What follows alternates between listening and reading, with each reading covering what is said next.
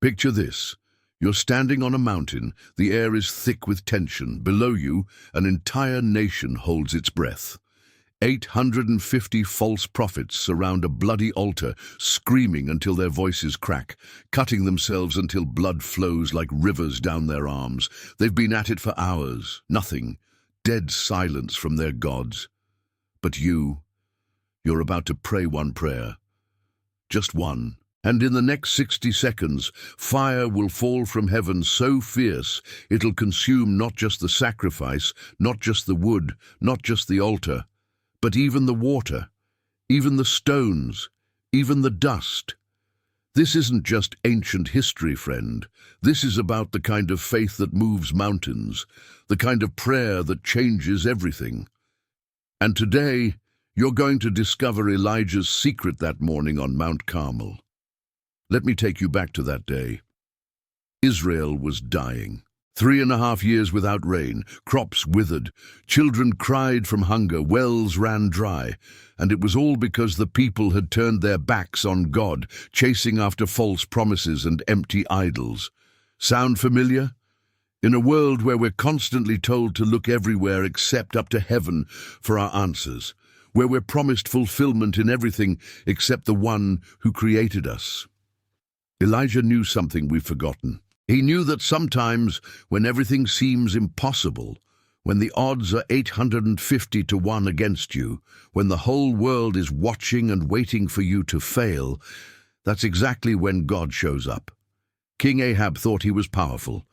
Queen Jezebel thought she controlled everything. The 450 prophets of Baal and the 400 prophets of Asherah thought they had the spiritual realm locked down. They had the numbers, they had the king's backing, they had the crowd on their side. But Elijah had something they didn't. He had a relationship with the living God. And relationships change everything, don't they? When you really know someone, when you've walked with them through the fire, when you've seen them show up time and time again, you don't just hope they'll come through. You know they will. That's what separated Elijah from every other person on that mountain that day. While everyone else was performing, Elijah was about to have a conversation with his best friend. How long will you keep limping between two opinions? Elijah's voice cut through the crowd like a sword. If the Lord is God, follow him. But if Baal is God, follow him. Silence. You could hear the wind whistling through the rocks. Then came the challenge that would change everything. Let them choose 2 bulls. Let them cut one up and put it on the wood. But don't light the fire. I'll do the same with the other bull. Then you call on your God, and I'll call on the Lord, the God who answers with fire. He is the real God. Can you imagine the pressure? Your entire faith, your entire identity, everything you've staked your life on. It all comes down to this one moment. Either God shows up or you're finished. But here's what most people miss about this story. Elijah wasn't nervous. He wasn't sweating bullets. He wasn't pacing back and forth, wondering if God would come through. He was confident, completely, utterly confident. Why? Because he had a secret. From morning until noon, those 850 false prophets went at it. They danced around their altar like maniacs. They shouted until their throats were raw. They called on Baal with everything they had. Nothing.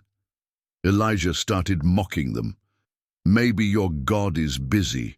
Maybe he's taking a bathroom break. Maybe he's on vacation. Maybe he's sleeping and you need to wake him up. So they shouted louder. They grabbed knives and spears and cut themselves, believing their own blood might get their God's attention. Blood flowed, pain intensified, desperation grew, but the altar, cold as stone. By evening they were broken, defeated, humiliated in front of the entire nation. That's what happens when you put your trust in anything other than the one true God.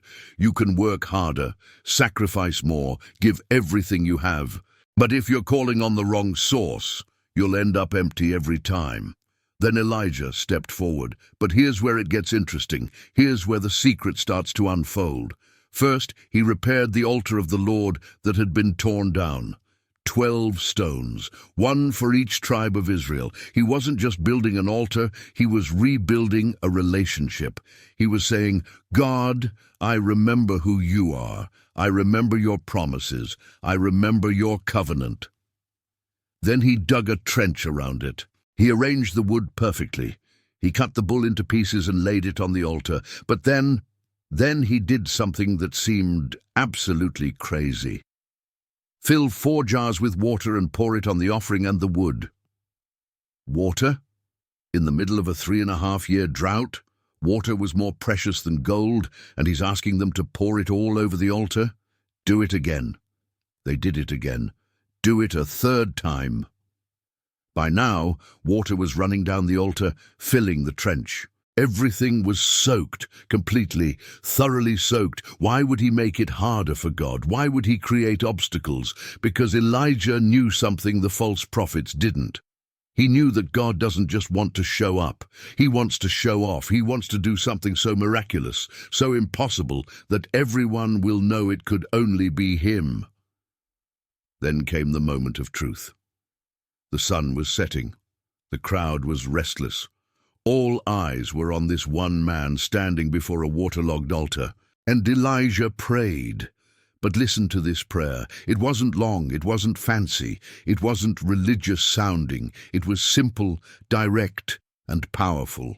Lord God of Abraham, Isaac, and Israel, let it be known today that you are God in Israel, and that I am your servant and have done all these things at your command. Answer me, Lord, answer me, so these people will know that you, Lord, are God, and that you are turning their hearts back again. That's it. 37 words. 1 minute, maybe less. But hidden in those simple words was Elijah's secret. Did you catch it? He didn't beg. He didn't plead. He didn't make promises or bargains. He simply reminded God of who he is and what he had promised. More importantly, Elijah wasn't praying for himself. He was praying for the people. He wanted them to see God's power so their hearts would turn back to him. When your prayers are more about God's glory than your own comfort, when they're more about others' salvation than your own reputation, that's when heaven starts paying attention. The moment Elijah finished praying, fire fell. Not a little flame, not a spark. Fire from heaven. Supernatural fire. Fire so intense, so consuming, so powerful that it didn't just burn the sacrifice. It burned the wood, it burned the stones, it burned the soil. It licked up every drop of water in the trench. In one spectacular moment, God showed an entire nation that he is real, he is powerful, and he still answers prayer. The people fell on their faces. The Lord, he is God. The Lord, he is God. But here's what I want you to understand today. This isn't just a story about something that happened 3,000 years ago. This is a blueprint for your life right now. How many times have you felt like you're facing impossible odds? How many times have you felt outnumbered, outgunned, overwhelmed by the challenges around you? Maybe you're looking at a medical report that doesn't make sense. Maybe you're staring at bills you can't pay. Maybe you're watching a relationship fall apart and you don't know how to fix it. Maybe you've been praying and praying, but heaven seems silent. Let me tell you Elijah's secret. Are you ready? Elijah knew that God's reputation was on the line, not his own. Think about it. If God didn't show up that day, it wouldn't just make Elijah look bad. It would make God look powerless. It would make his name look weak in front of the entire nation. And God will never allow his name to be mocked or his power to be questioned when his people pray according to his will. So here's my challenge to you today. Stop praying small prayers. Stop asking God for just enough to get by. Stop settling for spiritual mediocrity. Start praying prayers that require God to show up. Prayers that can only be answered by supernatural intervention.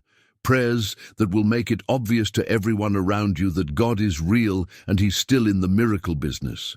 But remember Elijah's heart. Don't pray for God's power so people will be impressed with you. Pray for God's power so people will be impressed with him. When God answers, and he will answer, make sure he gets all the credit. Because here's the truth. that will transform your prayer life forever. God is more interested in displaying His glory than He is in protecting your comfort zone. He's more committed to showing His power than He is to keeping your life predictable and safe. The same God who answered Elijah is listening to your prayers right now. The same power that brought fire from heaven is available to you today. The same love that turned a nation's heart back to God is focused on your situation right now. But you've got to pray with Elijah's faith. You've got to believe that your God is big enough to handle whatever you're facing. You've got to trust that He's more concerned about His reputation than He is about your reputation. And when He shows up, when the fire falls in your life, you'll finally understand what Elijah knew all along. God doesn't just answer prayers. He answers them in ways that leave no doubt about who deserves the glory. The fire is still falling, friend. The question is, are you ready to build an altar and watch God show up in your impossible situation? Because if you are, if you're ready to pray with Elijah's faith and trust God with Elijah's confidence, your miracle is closer than you think.